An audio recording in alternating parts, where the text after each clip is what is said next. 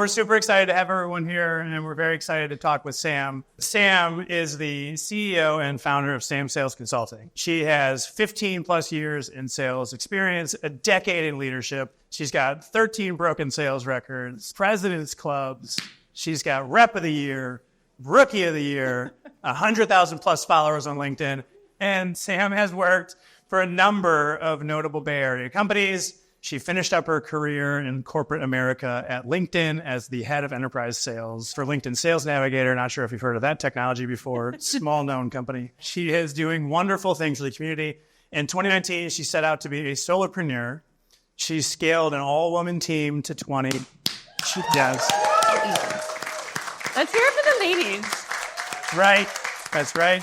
She's got nearly 250 clients, multi-million dollars in revenue. She has made her career on a buyers first, customer-centric approach. Woo! Manners first, show me you know me, and has deeply invested in internal and external customer research. The both. Welcome, Sam. We're super excited to chat with Sam today. We'll do, obviously, a Q&A here just between the two of us for a little bit and then open it up for Q&A from the audience. We've got a couple questions from the audience as well. And so we're excited to kick things off. And we'll kick things off with the first question. So your show me, you know me approach has become a framework and standout approach in sales. Yeah. And can you break down the key elements and how it helps small teams succeed in a competitive market today? Show me, you know me is the whole idea. If you haven't heard of it before, it's really the idea of just giving a darn about your buyers, doing your research, and then creating, first and foremost, a subject line that makes absolutely no sense except to the person reading it. So we're thinking about, how do we stand out in a buyer's inbox? How do we show them we've done our research? How do we make sure we can find a way to authentically connect? And that is the first part of Show Me, You Know Me. The thing that I love about this too with Show Me, You Know Me is that it's not only the very first email you send, but it's like 10 years after you've had a relationship with a client. What do you know about them? What do you know about the company? What do you know about their tactics, about the things that they're focused on? What are the initiatives they have going on? What are their kids' names? What are their pets' names? Where do they go on vacation? What are they passionate about? This is going to sound super creepy, but I keep a little notebook, all of the facts about our clients. So when I look, I've got a full page devoted to dogs. And so what are your dogs' names? So I can be like, how is Waffles? How is Charlie? All dogs in our repertoire. We know this stuff, right? So we can only keep so much in our heads. So it's really about investing in our buyers, giving a darn about them, and standing out in their inbox to just show we're different. I love this just because it's a cut above. It's different than what everybody else is doing. And it's just an opportunity to show, again, that you're completely different. So starting framework is that, how do we create a really great subject line? How do we do some research on somebody that makes it look a little bit different than what they're accustomed to getting and what you guys see every day?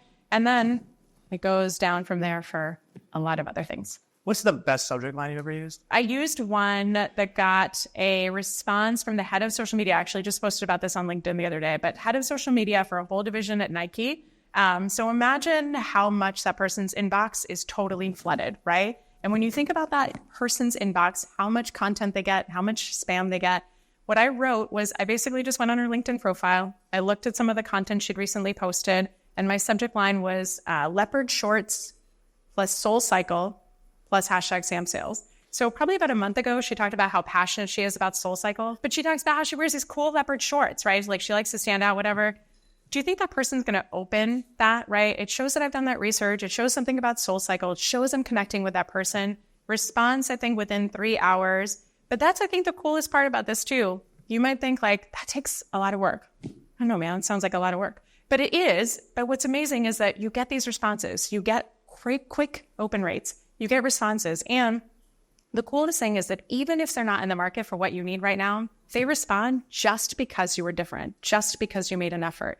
So even if it's 30% or 40% of those emails that respond, it's a whole hell of a lot better than 1%. I think 0.9% is still the average open rate, or average response rate. So I'm going to go for that all day long and try to just show people I'm different and give me time. I love that. I read that email is like a golden ticket. Yeah. At one point in time. Like Willy Wonka? Yeah, like Willy Wonka. And so like if you're sending an email to the person at Nike, right, that's a golden ticket. Yeah. And hopefully it gets opened. And so when you got the subject line, you capture the interest, you get them to actually open the email. What do you put in the body of the email? How tailored is that? How personalized is that? What does brevity look like? We just talked about brevity outside there. Yes. Which is a huge topic today because you can't just throw up. That's what I do. You can't just show up and throw it. Yeah, okay. You have to do. You guys are in for a treat. How do you do Okay, that? here's what I think about.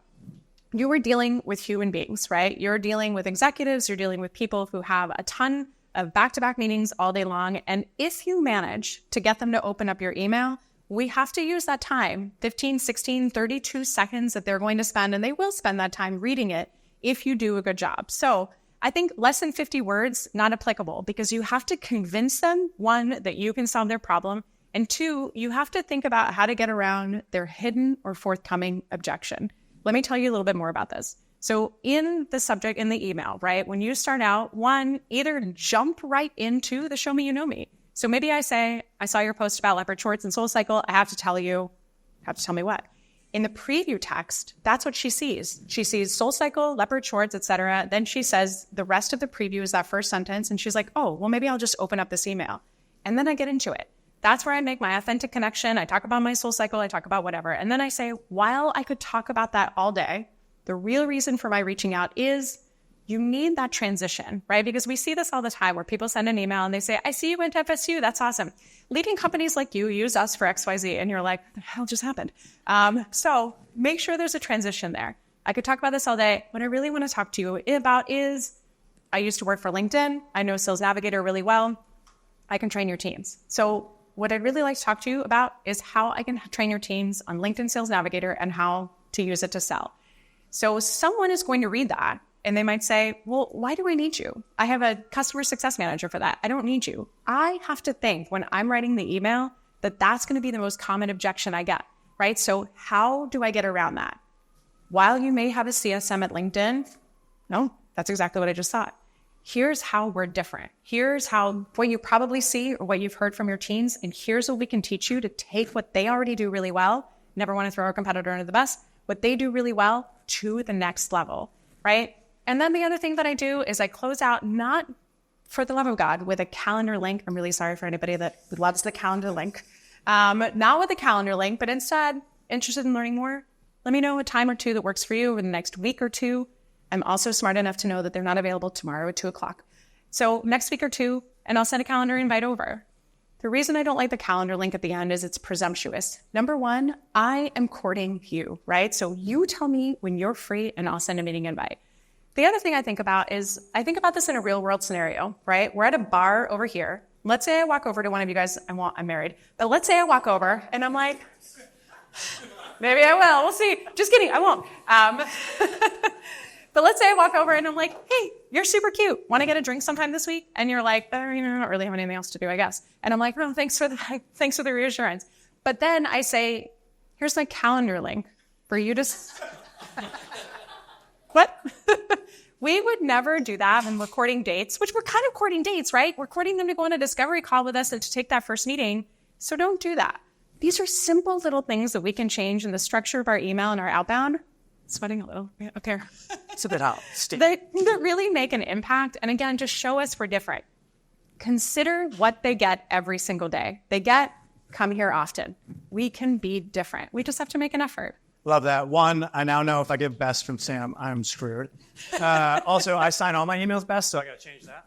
Best period. Really interesting. Best period, not doing that one. Yes. And two, like I've always subscribed to not sending a calendar link just because that is so presumptuous. And like, to your point exactly, like I'm courting you to take a meeting. Mm-hmm. So why would I ask you to book time with me? Yeah. Like, tell me the date and the time, and then I will take the time to send that meeting invite to you. Plus, it's also like just courteous in and of itself. And it shows that you're letting the buyer be in control, which I think is such an underrated part of this opportunity that we all have right now. Here's the really cool thing. So we just talked about thinking about the hidden or forthcoming objection. Some of you are objecting already to this idea and you're like, but it's so convenient. I love the calendar link. It's so convenient. I send it, they click it, they book in. It's great. The thing that I want to think about too is if I give somebody my calendar link, right? Let's say I'm trying to sell to Kayla, the wonderful Kayla you saw on stage earlier. Let's say I'm trying to sell to her and she's like, oh my God, I can't wait to talk to Sam. And I'm like, I know, thanks. She clicks on my calendar link and then what? She is working through my internal stuff, my admin time, my daily facials. We're both there, yep. Right? That are blocked on my calendar. She's working through all of that stuff where like, I will move heaven and earth to meet with Kayla tomorrow, Saturday morning, doesn't matter. So I want to say to Kayla, you tell me when you're free and I will figure it out. Internal meetings, one-on-ones, if she can book in during my forecast call, that would be spectacular, right? I'm moving all of that in the interest of the client. So consider that. Yeah. That's such a critical part. No, I appreciate that. Obviously, we're talking about doing more with less here today, right, as we move into fiscal 25. And so with leaner sales teams and higher targets, time is very precious, as we all know. How can small teams prioritize high-impact activities to make the most of their resources? No matter the size of the organization, everyone's struggling right now. Are we all struggling? Yeah. We're trying to figure out how to be successful in this market. How we sold even 2 years ago, certainly pre-pandemic, was different. So one of the things that we want to think about every time we talk to a team, they come and they say, help us with negotiation, help us with social selling, help us with, how to sign multi-year contracts, things like that. And we say, happy to. How are your discovery calls? How are your open rates on your emails? How are your conversions even from your inbound leads to your second meeting? And they're like, oh. So what we want to think about is before we think about the things that are pie in the sky, right? Negotiation, super, super important. Do we do that as often as we prospect? No. Thinking about multi-year deals, also really, really important. Do we do that as often as we prospect? No. So before we think about kind of renovating that second story bathroom, if you will, we want to fix the foundation. So what I would say is look first at the things that are impacting you every single day, right? Number one, prospecting.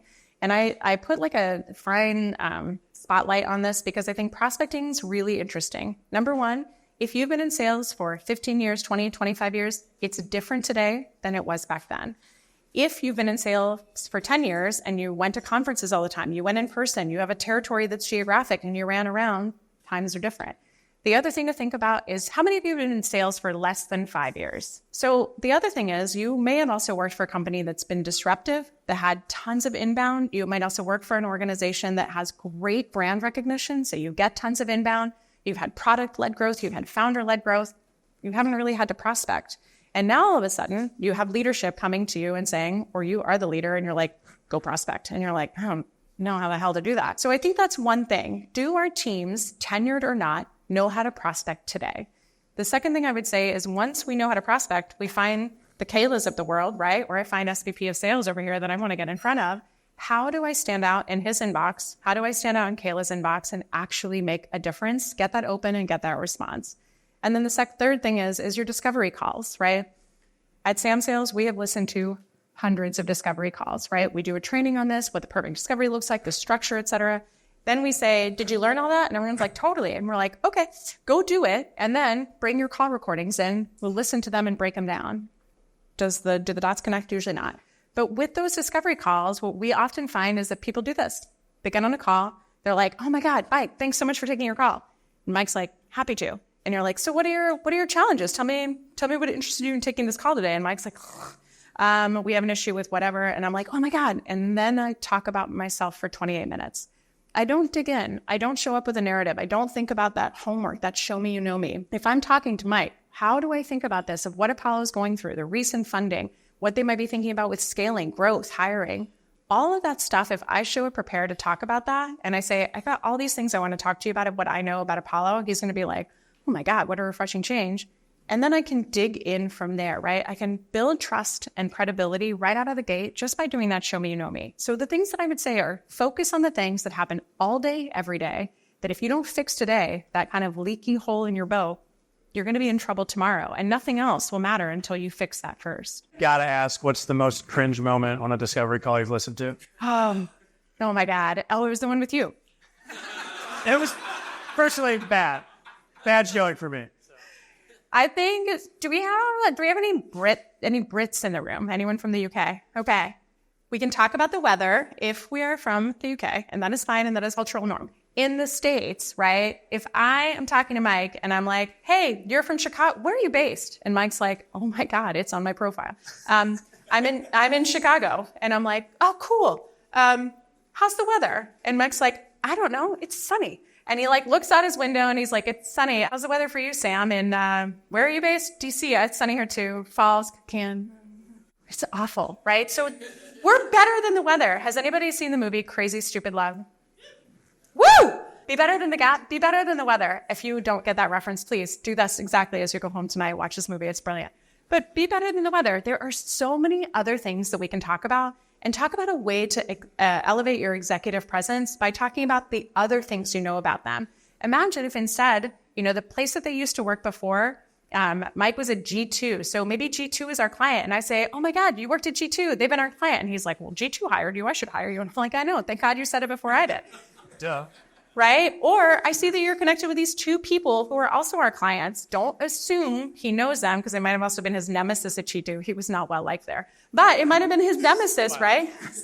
So I want to tread lightly. So just say like, hey, I know these two people who are also our clients. Do you happen to know them? And he's like, yeah, one was my, maid of honor or whatever, probably best man at my wedding. And I'm like, oh, I've immediately built that rapport, built that trust. And he's like, now I have somebody else that I can go and ask about what it's like to work with Sam. And I'd be like, yes. So think about those things. The weather doesn't matter unless there's something bananas happening.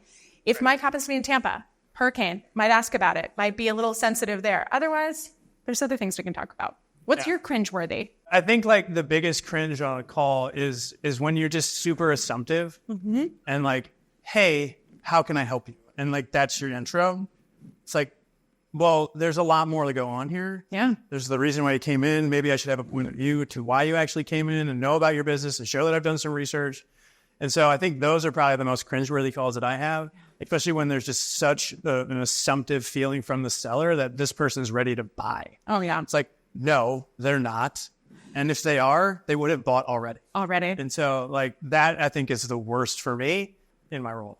I'm going to tell you guys too, like in our opinion, how we open up a perfect discovery call, right? And I would tell you, if you write this down, if you record this real quick, and if you use this in your next call, I promise you, I will Venmo you $10 if you use this and it sucks. Call me. But first, I'm going to tell you just two things that I think if we can just take this out of our repertoire when we talk about discovery calls. Number one, does that make sense? It does make sense, Mike. Thank you for asking. Yes, it does. Yes, good. So there's no temperature check, right? I don't know what they think about. I don't know what their thoughts are. It's not open-ended. It's closed. Or did that answer your question? Yes, it answered my question. Thank you very much for asking. So take that out and instead build in some open-ended questions in that discovery call. Even that will help you show them you know them even better because of how they answer, right? So think about, I'm going to pause here for just a second. Tell me a little bit about what your feedback is on this or what you think about how this aligns with what you were thinking. You'll hear that I asked a question and then I asked it in a nonsensical way again, because it's more my way to be like, let me give you a second to think instead of being like, what do you think about that? And then staring at you awkwardly, right? If you do that on your dates also, by the way, help cost me afterwards. I can help you with your dating life as well. But here's what I think with discovery calls. So we get on, we form rapport, we talk about G2, we talk about Chicago, we don't talk about the weather. And then I say, Mike, I can tell you a million things about Sam Sales. 1, 2, and 3. 3 things that are specific to him as a buyer at his level that he would care about. Let me show you I know you by telling you exactly what we can do there. But I'd love to hear from you first. I know Apollo's going this. I know this happened with your recent funding. I see that you have 78 job openings. But think about that, right? So I say those 3 things, and then I say, but I'd love to hear from you first. Tell me about your team. Tell me about your challenges, initiatives you have for 2025. Can we start there if that's okay? So I'm telling you specifically what we do that matters to you. I'm saying, I know a bunch of stuff about you. I'm ready. I can talk about a specific narrative on how we can help you, but I don't want to be assumptive because I don't know what you need. But then let me ask you for permission. Tell me about just these roundabout things. And what you will get is the most beautiful response. And you'll get, yeah, so, and then the person will talk for 2 and 3, 9 minutes, right? If you have the right buyer on the phone, this is the magical moment. They're just going to go on and on. You're going to be feverishly typing and being like, how the hell am I going to write all this down? But it's great because they're going to tell you exactly how they want to buy, what their challenges are, and then active listening questions. Dig into that. You have everything you need to know. And you may not focus on anything about you for 28 minutes, which is great. And then you'll move on, right, to the next call and probably multi-thread immediately because you earn trust, you gave a schnickel about them, right? And then earn that trust to go to the next call. Coming with the POV is so critical. And I love the POV just because even if you're wrong, they'll correct you. Yeah. And like that is a power move to just be okay with being 100% wrong and then having the buyer correct you. That will happen. Totally. Like, no one will let you go into a call and say this, this, and this, and they'll be like, yeah, totally. And like fall on your sword, own it. If you are funny, like I think I'm funny, if you're funny, just be like, I totally misread that. Thank you for setting me straight. Can I ask you some questions about that? It's okay if you got it wrong. We've all been there, completely botched it. Own it, talk about it, make light of it, and then move on. Because they do want to talk about what their issues are, right? So even if you got it wrong, no big deal. And I actually think it was kind of strategic at some point in time. I used to use it as a rep strategically because like maybe I didn't know the answer and then I would actually get the right answer and then use that to my advantage throughout the entire call. And so you can use this strategically, people. Like, don't think you have to be right all the time. I think that's one of the biggest problems with sales is that we think we know the problem and we don't. Yeah, totally. The overarching confidence that we are right all the time. I don't have that problem, but maybe some of you do. Okay. Thank you. Yeah, thanks for all of the knowledge that you shared. We're ready for some Q&A. We have a couple questions from the audience, so we're going to ask those first. The first one is from Michael G. Does cold outreach work anymore with enterprises? I'm selling AI SaaS platform for small enterprises. I hear that inboxes are overwhelmed with spam, so most folks delete emails from unknown senders regardless of personalization. A couple of quick things. So I think a multi-channel approach is always the answer. I will say one thing that I'm not big on is cold calls. I've never made a cold call in my life. I've been super, super successful, crushed a ton of things, never made a cold call. I think to me, it's different for everybody. But I think if you instead put in the time to really do that show me, you know me, craft an email that continues to educate and nurture the buyer, you'll make better impact than continuing to smile and dial. But then what else do we do? So if you're using a Apollo sequencing tool, let's think about a couple of things. You send the first email, and just a quick note, I would always send my emails to executives, especially at enterprise organizations, on Thursday and Friday. What time? What time? Morning, afternoon? That's a great question. 6 a.m., 9 p.m.? I would do it in off hours because what's going to happen otherwise, right? If I'm catching you at the end of a Zoom or something like that, or right in as you're in the office, probably not helpful. But were you on a flight at 6 a.m. today? Maybe. Are you flying home at some point and you're sitting on the tarmac and looking at your stuff? Maybe. But here's the key. If you send Thursday or Friday, whatever time of day, morning or evening, the second email is going to come for about 48 hours afterwards. So 44, 46, doesn't matter. Don't make it exactly 48 because then that'll look weird. But what happens is if you send it on Thursday and Friday, then 48 hours later is Saturday and Sunday. Great job. So Saturday and Sunday is when email 2 goes out, right? And then email 3, Tuesday, Wednesday, and then multi-channel approach, your LinkedIn connection request. So there's a lot of chatter also about what do we do on LinkedIn? How do we do this correctly? And everyone's like, volume play, send like 500 connection requests a day. And I'm like, that is terrible advice. How many stacked up connection requests do you think you have in your LinkedIn right now? I just looked. I got about 300. 300. So what is he going to do when he goes to accept those? He's probably going to scroll through, look for the people who gave a darn, right? Send a custom message and accept those first. So send a custom message. And here's what I would say. Hey, Mike, my name might look familiar. I've sent you a few emails. I'd love the chance to chat with you again. Actually, no, I'd love. I never use I'd love because I just read that and I'm like, I bet you would. Instead, I'd be grateful for, appreciative of, one of the two, of the chance to chat with you about how Sam Sales can support Apollo. And so Mike might read that and be like, emails. I think I've seen her name. But he can do two things. He can look at my connection request. He can look at my profile. He can go back to the email and be like, oh yeah, I wanted to respond to this chick.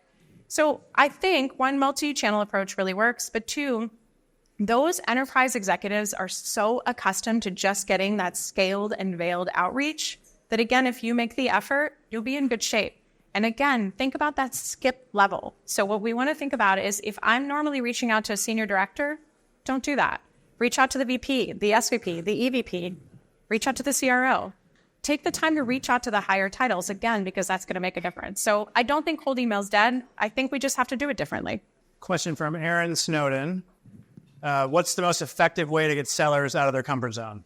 So a little bit different question, Aaron. How do you get sellers out of their comfort zone? I think a lot of the times, and I think this is for anyone who's skeptical or reticent, we just have to try it. So jump off of that high dive, see what happens, and just give it a shot. Right? So have the scary conversation, have the tough conversation, ask the person on a date, or write that great email. Just give it a shot. See what happens. What is the worst that could happen? Somebody could, does anybody follow Corporate Bro? My future husband? Yes. Great. Unbeknownst to, well, very well known to my existing husband. Yeah, it's going to work out. We're going to end up on the cold call series that he does, Corporate Bro. That's the worst that could happen. It's probably not going to happen. Odds are low, right? So think about this, right? Just give it a shot, see what happens, and I think you'll be surprised, especially the people that try Show Me, You Know Me. The response we always get is, holy it worked. And we're like, we know, go do it again. So just give it a shot. Hold your breath, have some wine, tequila shot, whatever it is. Whatever you need. Get your gumption together and go. Okay. That and spiffs, people. Spiffs also work. Right. A question from Kenneth's side. In terms of trying out new campaigns or experiments, how do you manage moving quickly while also tracking enough data for finance, product, and sales and marketing to understand when to determine its success? I think one of the things that holds a lot of us back in terms of our success today is an unwillingness to try new things, right? So whether it is take 20 or 30% of your marketing spend and say, I don't care if I'm going to get attribution from this, I'm just going to give it a shot and see what happens. Sales, same thing. We talk to a lot of sales leaders who are like, show me you know me is not for us. We do 100 dials a day. And I'm like, why, right? Because sometimes it's easier to hide behind what we've always done. And if we're doing that and it doesn't work, then we can say like, well, it's not us. Like we're doing the right things. It must be product. It must be development. It must be go-to-market. It must be something else. But go out on a limb and try something new. So that's the first thing I would say is just test. And then also test for a fair period of time, right? If you try once and you're like, this didn't work, give it a shot, right? 6 weeks, 8 weeks, try 3 conferences, try 3 initiatives, give something some time to breathe and see what happens. The final other thing I would say in your testing mentality, follow the data. So we get a lot of people who say, cold calls really work for us. They're awesome. You know, the conversion rate's great. That's awesome, blah, blah, blah. And we're like, cool. What happens after the next call? What happens then? Conversion to pipeline. How does it move through? What's the sales cycle like? Tell us about the rest. And they're like, well, we've never thought of that. And we're like, we know. Here we are. So think about that. Follow the data, right? Because you might find, what we find with Show Me You Know Me specifically is that one, it's the least amount of activity that usually the person has and the highest results, which means then those leaders are coming and they're like, what are you doing differently? And they're like, I'm being insubordinate to you. What? Who said that? And so that's the first thing. But then the second thing is looking at how quickly those track, right? So what happens next? How does that convert? What's the pipeline size? What's the ACV? Higher, lower, faster, slower? Track the data. Quality over quantity, I heard that. Also, I can't believe you haven't made a cold call. Ever. Never. You can be my first. Okay. Get excited. Saturday, Facebook? Yeah, call me tomorrow. Yeah? Okay. Yeah. All right. Time for Q&A from the audience. Who's got questions? First hand was there. I know this face. Judy. Yes. Hi. Sam, you rock. How are you? Am I supposed to stand up? Yeah. Sure. Stand up. Hey. Okay, so my question is, I really believe in using content as a catalyst. Yeah, girl. And I'm curious what you think about using smart links within Sales Navigator. Ooh, I'm going to point to David Rosenstein over here, who is a Sales Navigator user. No, I'm getting, former seller also. I think so. For those of you who don't, Judy, tell me really quick, what do you do for work so I can think about my answer? Yeah, I work with exhibitors at business trade shows, and I help them earn back their investment 10 times. Okay, cool. So I want to think about just a couple of things. Do we know what smart links are? Cool. We got one. We had 3.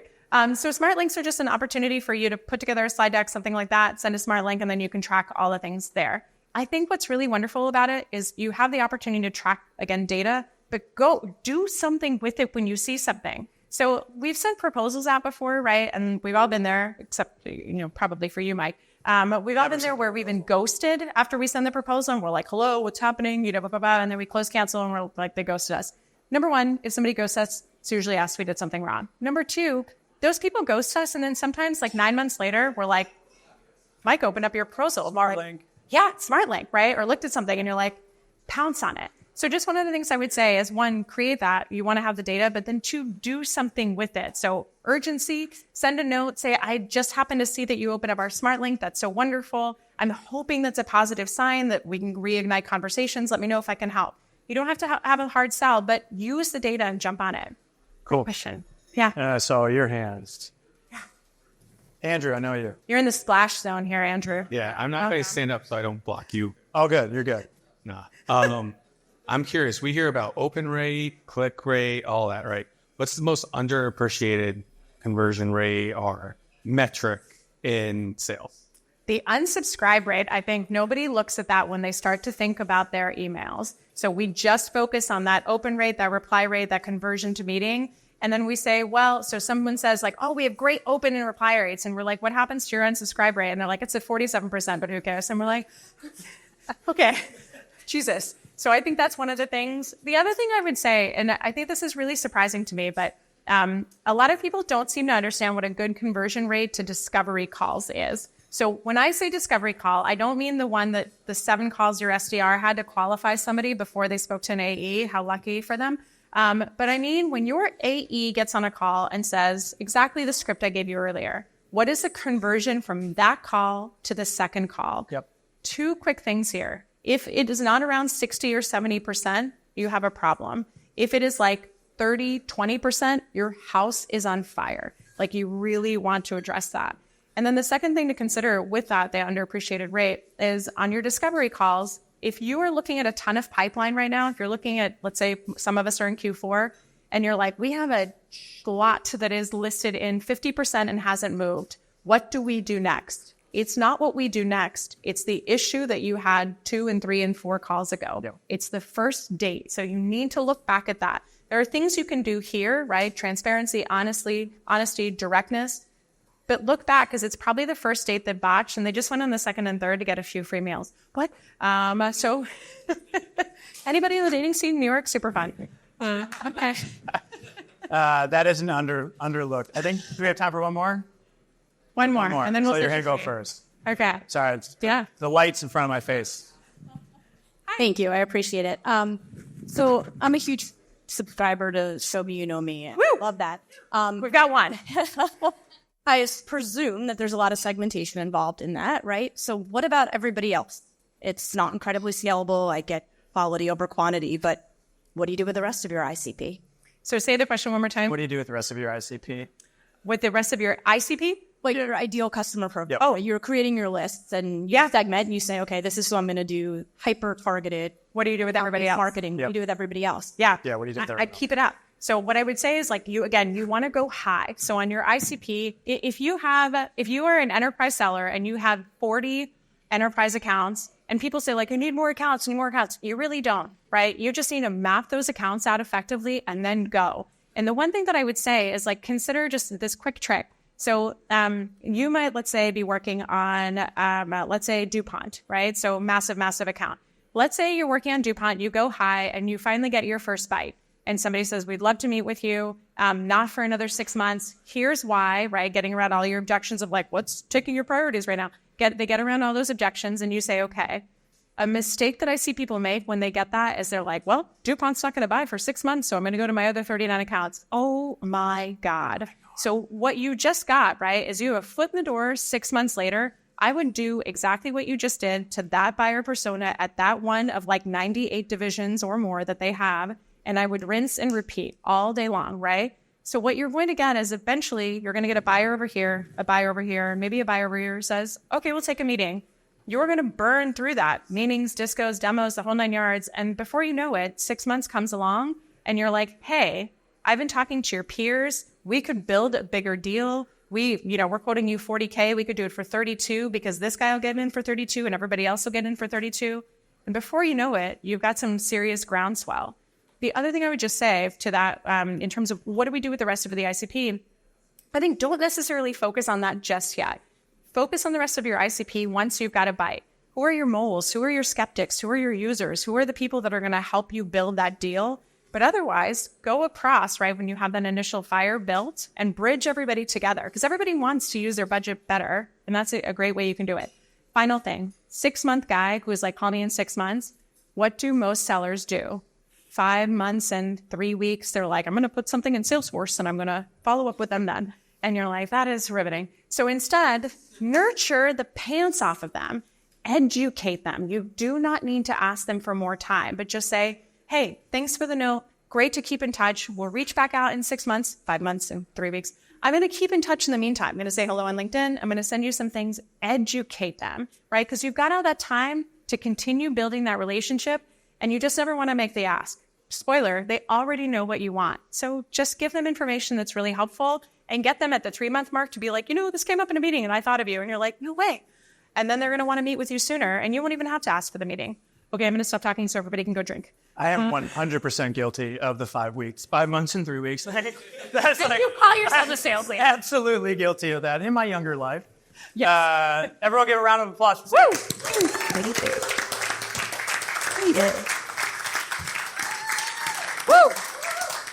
Thank you so much for spitting so much knowledge. We are all smarter leaving here today. And if you don't do Show Me You Know Me after this, I feel bad for you. And good luck in your careers. No, seriously, thank you so much, Sam. Just a ton of knowledge. And thank you all for listening. Great questions. Thank you, Apollo. Woo!